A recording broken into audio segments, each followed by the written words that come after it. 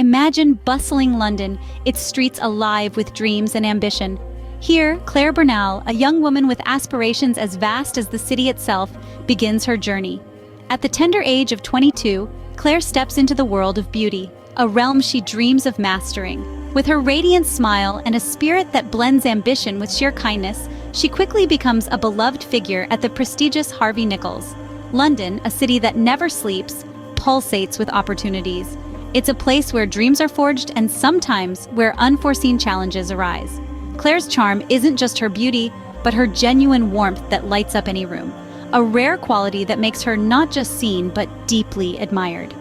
As Claire navigates through the bustling crowds and under the gleaming lights of the city, little does she know that her path to success is about to intersect with something much darker. But beneath the city's vibrant pulse, a shadow looms, ready to disrupt Claire's promising path. Enter Michael Pesch, a former soldier turned security guard, whose initial acquaintance with Claire soon spirals into obsession. Michael Pesch, a man whose past was marked by the discipline and rigors of military life in Slovakia, found himself in the vibrant corridors of Harvey Nichols, a world away from the battlegrounds he once knew. His transition from a soldier to a security guard seemed smooth, but beneath the surface, there were undercurrents of unresolved complexities. Claire Bernal, with her dreams as expansive as the London skyline, became an unwitting beacon to Pesch. Their interactions began innocuously, shared shifts, brief exchanges about mundane tasks, the typical wallpaper of workplace acquaintances. Yet what was routine for Claire became pivotal for Pesch. Each smile she offered in politeness, each nod of acknowledgement, he interpreted as threads of a deeper connection. As days turned into weeks, Pesch's behavior began to shift perceptibly. His gaze lingered too long, his casual stops by her counter became frequent, uninvited interruptions. Claire, ever kind but increasingly uneasy, felt the air around her grow thick with his presence. The light-hearted banter that once marked her days at work was replaced by a cautious tiptoeing around Pesch's ever-watchful eyes. Her colleagues whispered about Pesch's odd demeanor, but whispers were all they remained. No one stepped forward. No one pulled back the curtain on the growing dread that Claire felt. Instead, Pesch's narrative wove itself deeply into the fabric of her daily life. With every passing day, Pesch's fascination grew, weaving a dark tapestry around Claire's radiant life. As Claire's rejections grew firmer, Pesch's obsession deepened, morphing into a sinister campaign of harassment. The more Claire asserted her disinterest, the more insistent Pesch became, his behavior escalating from unsettling to downright alarming.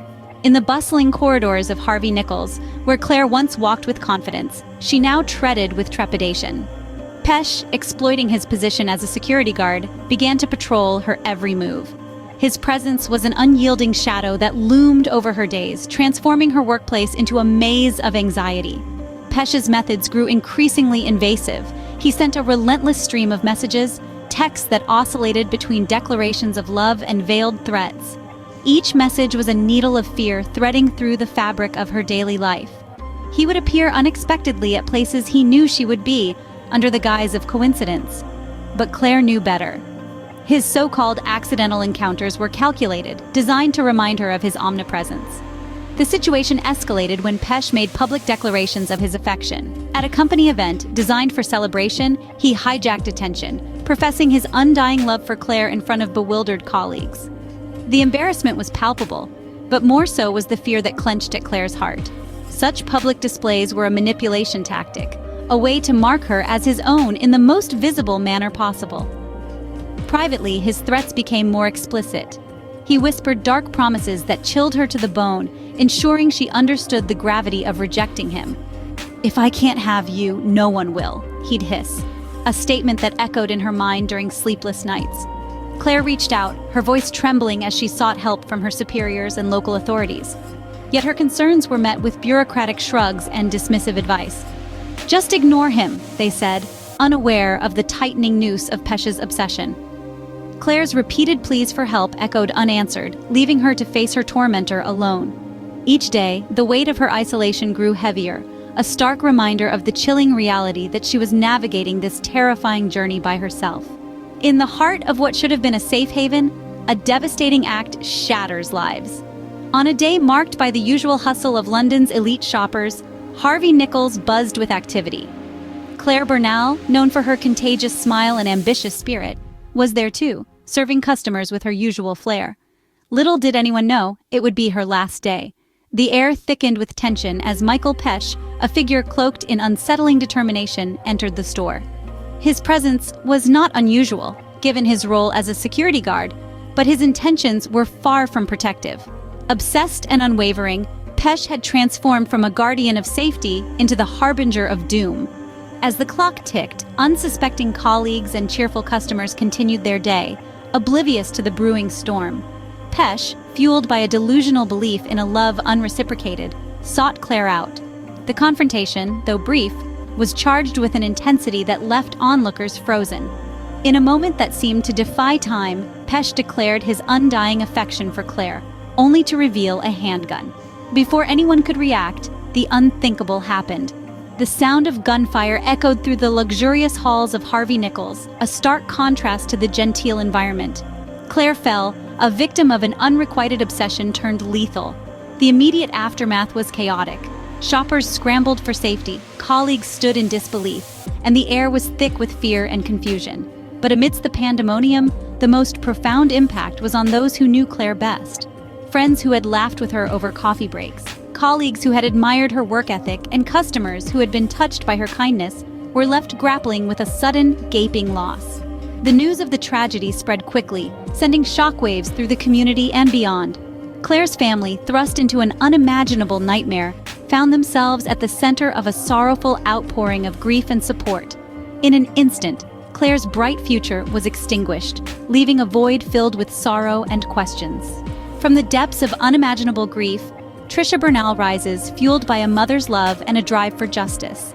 In the wake of her daughter Claire's tragic death, Trisha found herself at a crossroads between succumbing to sorrow and fighting for change. She chose the latter, channeling her profound loss into a crusade against stalking, a menace that had robbed her of her beloved daughter. Trisha began her journey by immersing herself in the complexities of existing anti-stalking laws. She quickly realized that these laws were woefully inadequate, often leaving victims unprotected and voiceless.